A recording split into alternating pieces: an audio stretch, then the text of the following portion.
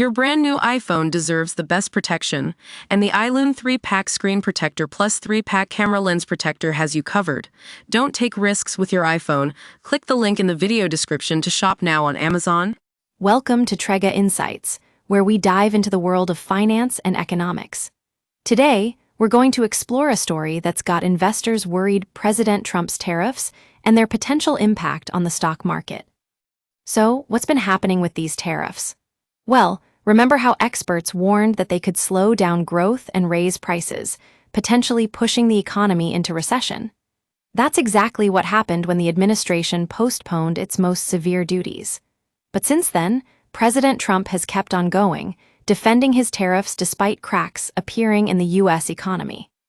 One thing to note is that hiring has not been as dismal as some might expect. In fact, the U.S. added an average of 27,000 jobs per month between May and August, a pretty strong number. Excluding the pandemic in 2020, this is actually the best hiring stretch since the aftermath of the Great Recession in 2010.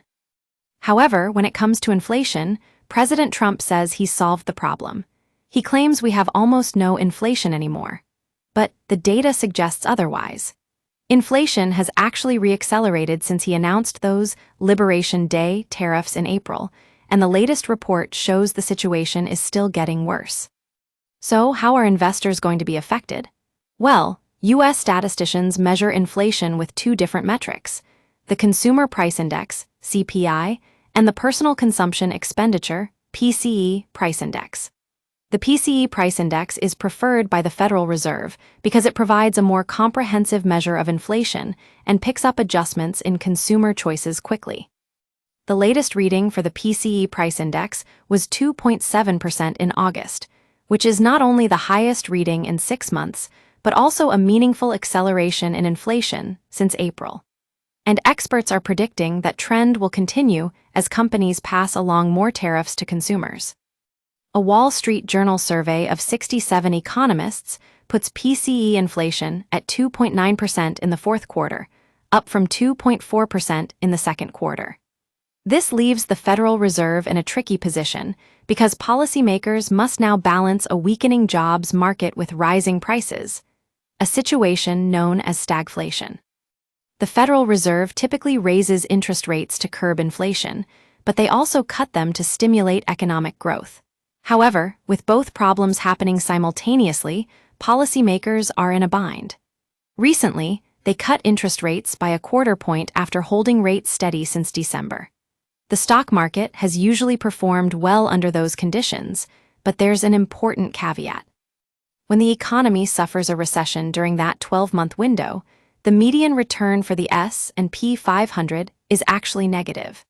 And now, according to a machine learning algorithm developed by Moody's Analytics, there's a 48% chance of a recession within the next 12 months, which seems remarkably accurate.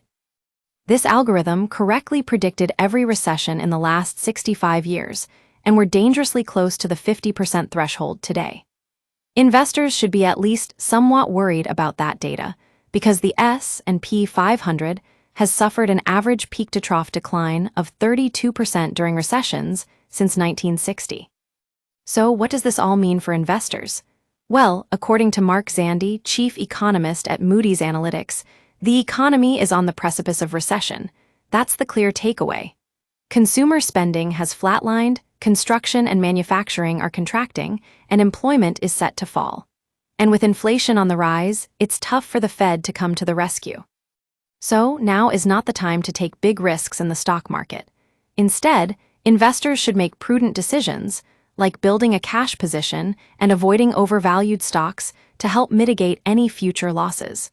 That's the Trega way: staying informed and prepared to navigate the ups and downs of the financial markets.